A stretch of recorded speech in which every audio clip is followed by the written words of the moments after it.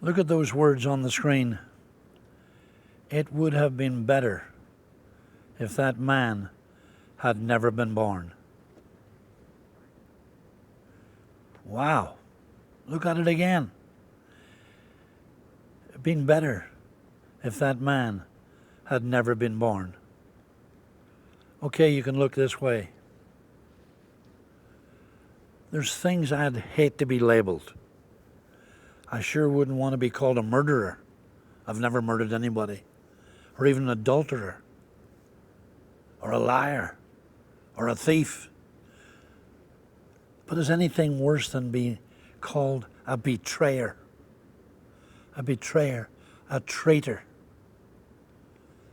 When I think of a traitor, I think of Brutus. Or Quisling. I heard that name a lot during the war. People used it freely in speech then. You're a Quisling. Or, of course, Judas Iscariot. He was a betrayer. And the Bible says because of that ugly sin, he went to his own place. And it would have been better had that man never been born. I want you to imagine a little scenario. 3 friends. You're one of them. And you've another friend, and you're rather close, and another friend. He's a good friend too, but a little more distant because he doesn't live as close to you. But all 3 of you are good friends. Just imagine this. And suddenly, you come into a lot of money. And you're able to go out and buy a beautiful new car. You don't have to trade in your old car. And so you decide that your friend, now there's 3 of you, number 3, the one you're not so close to, you decide to give him a gift of your car. And it's in great condition. He's so thrilled. Well, you're thrilled, you can do it, and he's thrilled, and the whole world ought to be thrilled. But friend number 2 is not thrilled. In fact, he's jealous. He wanted that car. He's envious. It goes from that till he's full of hate.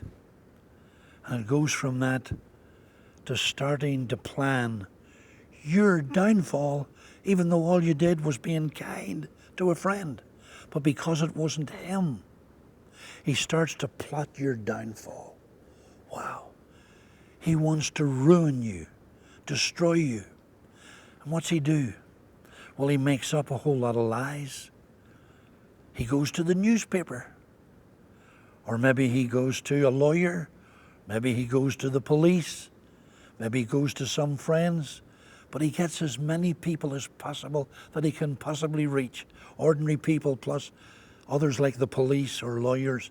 And he spreads this dirty rumors about you, totally and completely untrue.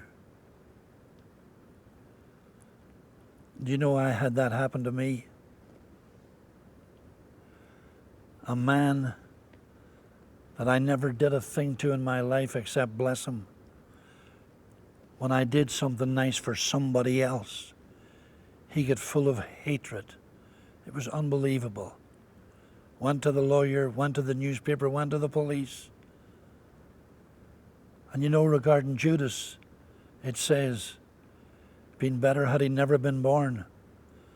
And for that man, it can be said also, it would have been more better had he never been born, because he's lived a miserable life, completely missed God, because he became a traitor. He became a betrayer. I wouldn't like to be called a liar. I'm not lying to anybody. I wouldn't like to be called a thief. I haven't stolen anything. But I sure wouldn't like to be called a betrayer.